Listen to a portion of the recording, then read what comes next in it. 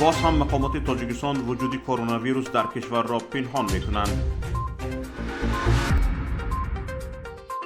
وزارت امور خارجه تاجیکستان موقع‌گیری جمهوری را در مورد وضع در اطراف تایوان بیان کرد.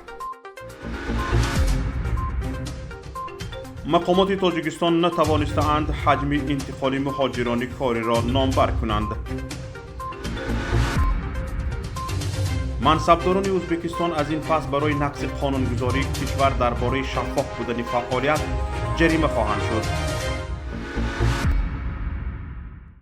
با وجود خبرها در بخش تاجیکی شبکه‌های اجتماعی درباره خویشاوندان و دوستانی که به بیماری کرونا ویروس گرفتار شدند، باز هم در گزارش رسانه‌های دولتی از وجود گرفتاری شهروندان به این بیماری گزارش نیست. این هم در حالی است که ده‌ها نفر میگویند خلاصه‌های لابراتوری‌های اجازتنامه‌دار را در تشخیص وجود کرونا ویروس مثبت دریافت کرده‌اند. به خبرگزاری سپوتنیک یک منبعش نوشته است که یک روز پس از نشست مطبوعاتی سردار نهاد تندرستی، خواهر، جیان و دخترش به کرونا ویروس سیوم بار گرفتار شدند. بیماری را ظاهراً طفل مکتب خوان از مکتب آورده است، اما گویا چیزی نشده باشد تحصیل در مکتب ادامه دارد. اپیدمیولوگ دلارام رحمانووا به خبرگزاری گفته است که پنهان نگاه داشتن موجودیت بیماری خطرناک ویروسی در کشور می تواند به نتیجه های پیشگویی نشونده آورده رساند. حداقل رژیم نقاب موافق توصیه های سازمان جهانی تندرستی از نو جاری کرده می شد مفید خواهد بود. 2 سال پیش وزارت تندرستی همین اصول را انتخاب کرده بود. وزارت در گزارش‌هایش دعوا می‌کرد که در تاجیکستان یگان پاندمی وجود ندارد.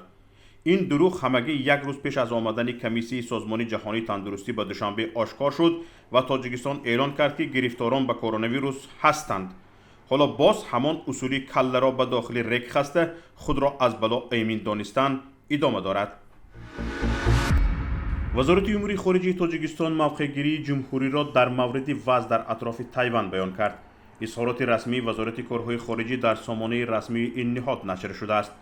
این نهاد گفته است که تحولات منطقه را مورد پیگیری قرار می‌دهد. وزارت گفته است که موقع جمهوری تاجیکستان نسبت به تایوان به تغییر باقی می‌ماند و جانبداری سیاست چینی یگانه است.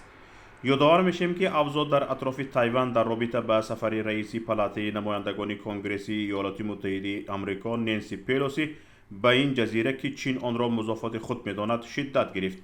عملهای سناتور را هم مقامات چین روسیه و هم سیاستمداران و روزنامه‌نگاران آمریکایی محکوم کردند. کاخ سفید در نوبت خود گفت که سناتور تصمیم گرفته است که خودش سفر کند و این تصمیم شخصی اوست. اعتراضها در خود جزیره آغاز شدند و چین علیه شرکت‌های تایوان تحریم جاری کرد. واردات قم و بعضی محصولات از جزیره را متوقف کرد. مقامات تاجیکستان نتوانستند حجم انتقال پول مهاجران کاری را نامبر کنند. در نشست خبری حساباتی اگنتی آمار از پیشنهاد معلومات درباره مبلغ مهاجران در سال 2022 خودداری کرد. او گفت از بانک ملی تاجیکستان معلومات دقیق تر گیرید. چرا شما را گمراه کنم؟ بیایید سریع این مسئله توقف نکنیم و به دیگرش گذاریم. انتقال پول واسطه اساسی به اعتدال آوردن وضع اقتصادی و اجتماعی جمهوری به حساب می رود، اما اگنتی آمار در این باره معلومات ندارد. منصبداران ازبکستان از این پس برای نقض قانونگذاری کشور درباره شفاف بودن فعالیت مقامات و اداره‌های دولتی در حجم از 3 تا 5 نشان دهنده جریمه خواهند شد. با آگاهی وزارت عدلیه ازبکستان، پرزیدنت شوکت میرزیویف 3 آگوست در این باره سندی را به امضا رسانیده آن به کدکس مأموری این کشور شامل کرده شده است. یک نشان دهنده در ازبکستان 300,000 سوم برابر $27 معین شده است و منصبداری این کشور در صورت نقض قانون درباره سیاست شفافیت می تواند از 900,000 تا 1.5 میلیون سوم معادل $82 تا $140 جریمه شود.